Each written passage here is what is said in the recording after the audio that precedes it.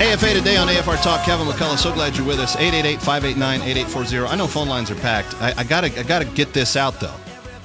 Not only is Kirsten Powers dead wrong when she says that this law in Kansas that got killed by the Senate, state Senate there over the weekend, would have established Jim Crow laws against homosexual couples. She's utterly misguided on that point. But she also goes so far as to say, and she seduced Andy Stanley into saying, the son of Charles Stanley, that more or less Jesus would serve the sinner.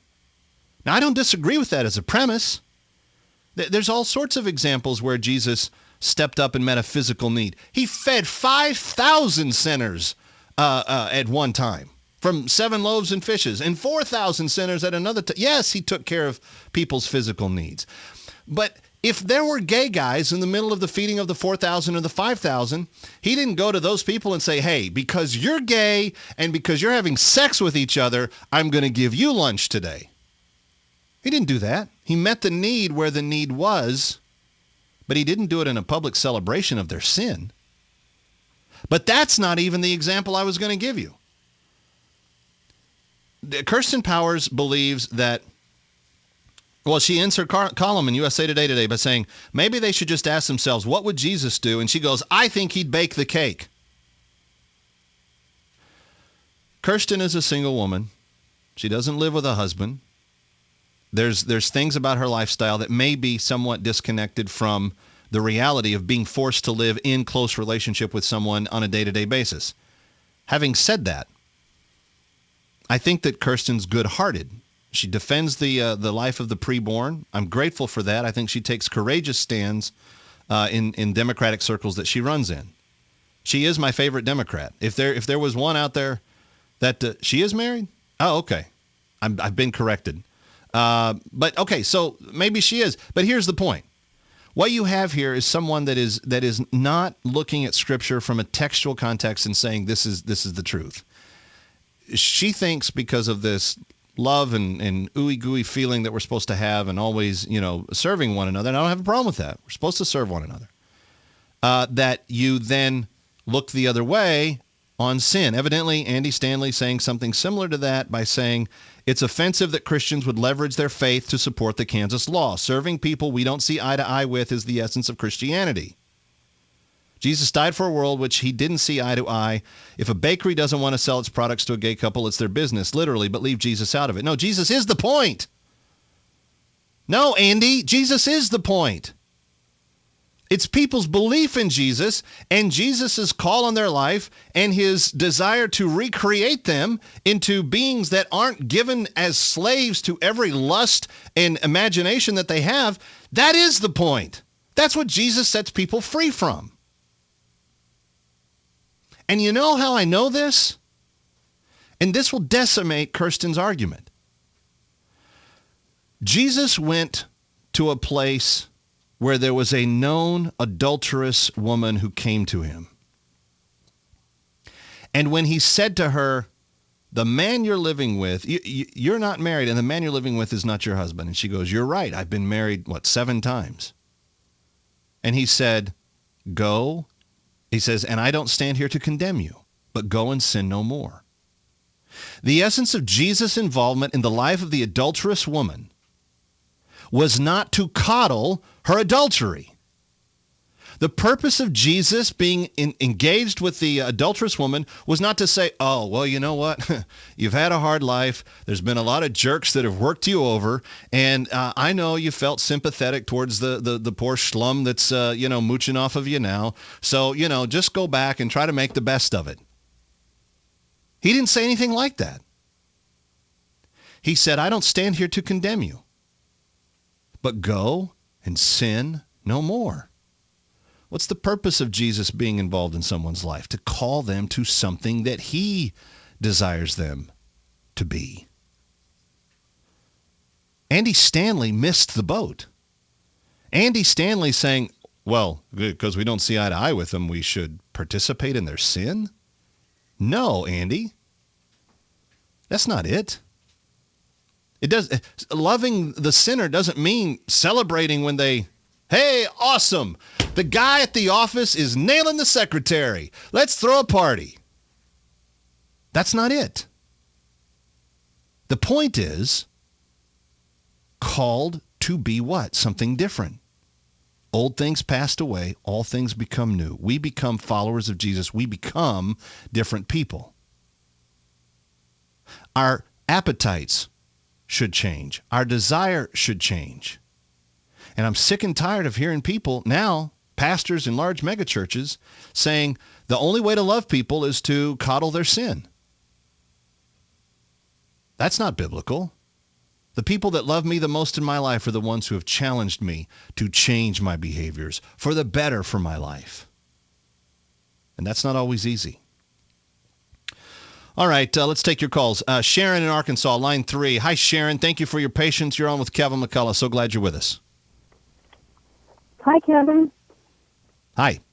Hi. A couple of things I just wanted to say. First of all, service is different from business, isn't it? You would think so. I would think that is completely different. I mean, we're talking about Jesus and service. Service to me would be a voluntary thing, that you do a service to someone because it is voluntary, because you feel in your heart that you want to do a service to them out of the goodness of your heart. Business is business. And if within your heart you do not feel like it is within the guidelines of your faith to do business with someone, then that should be your choice. Just like if you owned a bar and you have the right to refuse service, or in a restaurant you have the right to refuse service to someone because of a certain condition of them being, obnoxious in your place of business. Yeah. That type of thing. Now, that should be business is business. Service should be a completely different thing, and they should not be one and the same. All right, And Sharon, good point. Thank you. Let's go to line 1, Philip in Louisiana. Hi, Philip. You're on with Kevin McCullough. Hey, Kevin. Hello? Go right ahead. Yes, sir. Everybody seems to be thinking of Jesus being a wonderful person, and all that, and which he is, don't get me wrong. But you forgot, everybody keeps forgetting about the part where he talks about hell in his writings and in his sermons and all. And one sin can lead you into hell. And if Jesus was going to bake a cake for the two, there never would have been a cake to be made, because there wouldn't be a wedding, because Jesus would have converted them by telling them about sin and what sin is for your sin. You're putting it well, Philip, but Greg here in the studio just said this in the last break. He said, it's not a matter of whether or not Jesus would have shown up for the wedding if he'd been invited. It's what he would have said when he got there that would have mattered. And I agree with that. Thank you for the call. Let's go to line 2. Kathy is in North Carolina. Hi, Kathy. Welcome. 888-589-8840 if you want to join the conversation. Kathy, welcome. Yes. You're on with Kevin McCullough. Yes. Kevin, this is about violating your conscience and the ability to live in a country that allows you to exercise your religion without having your business destroyed by government. Suppose you had a film production company and a nudist colony wedding was going on. You film weddings, and they want you to film it, and everybody would be without clothes on, even the little ring bearers. You would say no. Suppose they want you to film their adult sex party. You would say no. Suppose you're a nurse that has been asked to do or assist in an abortion. You would say no, and she would get fired. These things are happening. Christian businesses are being destroyed. That's wrong, and Jesus made a whip and ran people out of the temple just because they were doing something wrong in the temple. No, you're exactly right, Kathy, and it's not. And thank you for the call. What I loved about this bill, and the reason that I was a big fan of it last week, going into the weekend, was because it didn't narrow it just to homosexual unions. It didn't say you can, only discriminate against gay people. It's look, if you're a religious person and your religious belief runs up against the practice of someone that you're doing business with, you don't have to do business with them, because ultimately. And this is the problem with our public officials. This is the problem with entertainment. That's the problem with academia. All of these types, from the president all the way to the classroom, all the way to the big screen, they all believe that religion is only something you do at a certain hour on a Sunday or a Saturday, and that's it. That none of them have the concept that we actually are involved in a dynamic process by which living faith is something that we engage in on a daily basis. And they think as long as you're not being forced to perform the wedding ceremony, and by the way, if they can force photographers and if they can force bakers and they can force other people, it's only a matter of time until they get a judge somewhere, probably the Ninth Circuit out of San Francisco, to sit there and go, oh yeah, by the way, churches, it doesn't matter if you do heterosexual weddings, you got to do the gay ones too. It's only a matter of time. It's only a matter of time. If they have the ability to bully one, they will eventually knock all the dominoes down. Let's go to line 4. Jonathan, Louisiana. Welcome. You're on with Kevin McCullough. 888-589-8840. Hi, Jonathan. Hi. I'll make my point, and I'll hang up and listen. To say Jesus would bake the cake for the homosexual wedding would actually be an act of him condoning it. It would be the same as him buying a condom for a prostitute and saying, here you go. I think they're kind of one in the same hand. Where do you draw the line? It kind of echo your points of the bill covering more than just homosexuality. Well, people just cry for the homosexuality community. Well, when's it going to stop? When the pedophiles come in and say, hey, I was born this way, you're going to have to accept it.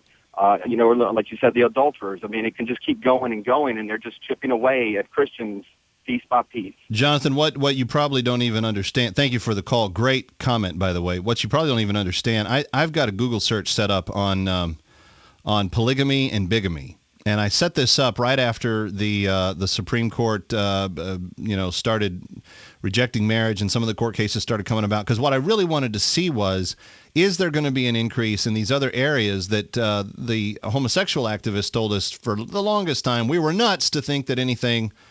Well, since I started getting the alert, there's been over a 400% increase on the number of cases and laws and news stories and so forth of people trying to test the limits of morality through the legal system for other sexual arrangements besides just homosexual arrangements. And when you think of it, if you can do away with the biblical definition of what a marriage is, one man, one woman before God for life, if you can do away with that, if you can call anything a marriage, then you really are discriminating against people who want to marry their siblings or people that want to have 4 partners instead of 1. Who are you to say that your way is the right way? Because there's no objective truth.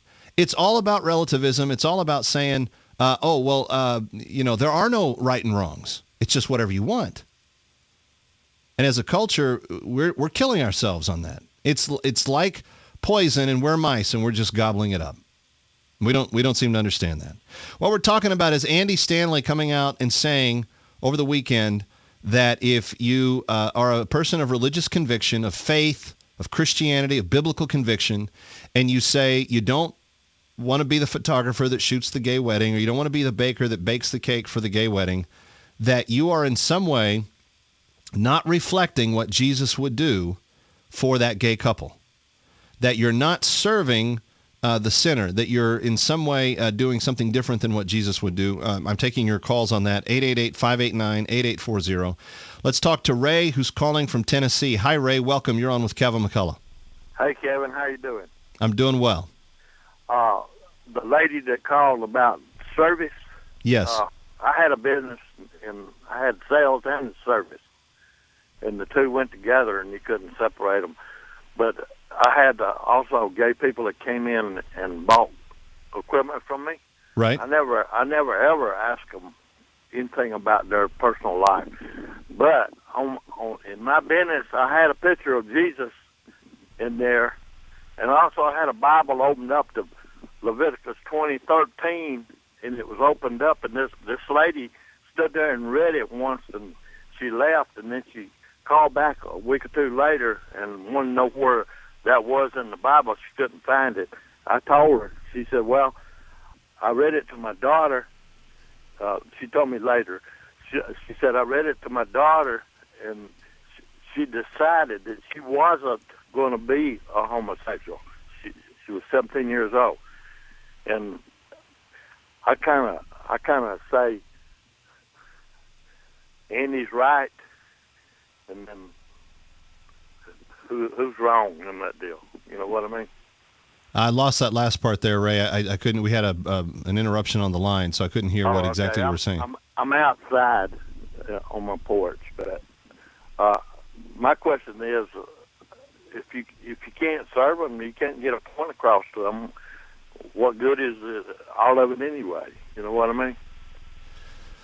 Yeah, but even in your business, right? What is your business? What kind of store do you run? There's sales and service, and it's what? Used the typewriter back then, homosexuals and straights and all that. But it was a typewriter service? Yes, sir. Okay. Thanks for the call. Here's the difference. You selling a typewriter you're not aware of any way that contributes to either their sin or the sin of anybody else that you're serving. You know, if you're baking a cake for a wedding celebration, supposed wedding celebration, that two people are going to go be sexually active shortly thereafter. And this is the celebration of that union. It's a completely different scenario. The one caller earlier in the show that said, hey, I'd be willing to bake them a cake if they were hungry, if they had some need, and I could meet that need, that would open a door to Jesus. There's a difference in that and celebrating them shaking their fist in God's face. Maybe you disagree. AFAtoday.com. AFAtoday.com is the website and the Facebook page. We welcome your thoughts and your comments. I've got this story linked there. Jim Crow laws for gays and lesbians, and why I think Kirsten Powers and Andy Stanley are just dead wrong all the way around on it. I'm Kevin McCullough. Hope you'll join us next time. Brian Fisher, Focal Point on the way next. It's, AFA Today. We're keeping you up to date on what you need to know right here in the middle of the day on AFR Talk.